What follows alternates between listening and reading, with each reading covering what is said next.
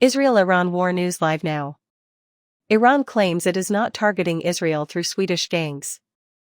Iranian officials in Sweden's capital have rejected claims that their country was inciting acts of violence against Israeli interests by enlisting the help of juvenile gang members. Media coverage based on papers from Israel's secret services was false and unjustified, the embassy stated on its website, emphasizing that paying attention to the source of this material plainly demonstrates that it is incorrect. Israel and Iran have been at odds since the war in Gaza broke out on October 7. The two countries have waged a covert war of assassinations and acts of sabotage for many years.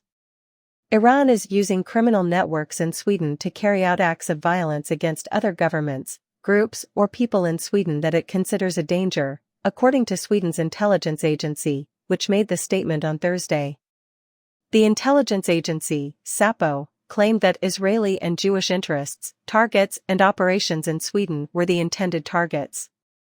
Swedish daily Dagens Nyheter, DN, reported papers from Israel's spy agency Mossad claiming that the Iranian regime had hired the chiefs of two Swedish gangs a few hours prior to Säpo's announcement.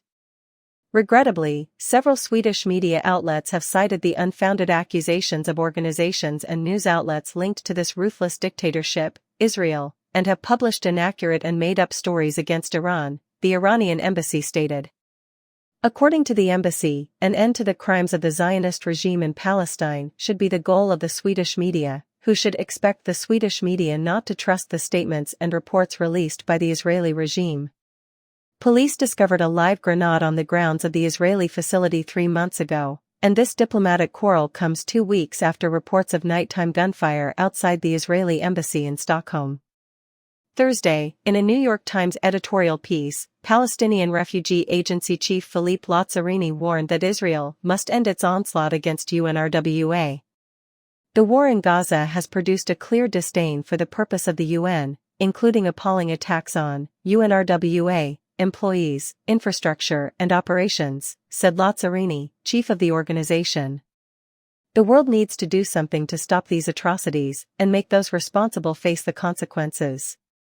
The United Nations Relief and Works Agency, UNRWA, has been in a state of crisis since January, when Israel implicated around 12 of its 13,000 Gaza employees in the strike on October 7.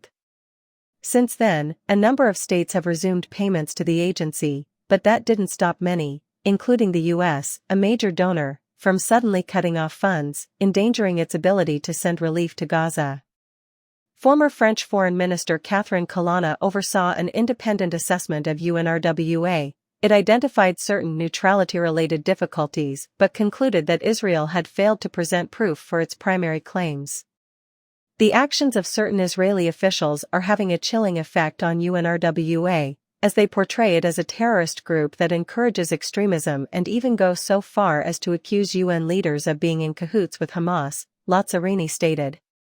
The assault on UNRWA has moved to Israeli-annexed East Jerusalem, he added, describing the frequent and increasingly hazardous, with at least 2 arson attacks, protests outside the UNRWA site in recent months. Israeli forces invaded Rafah and captured the city's border crossing with Egypt last week, prompting UNRWA to halt food deliveries in southern Gaza, which includes Rafah.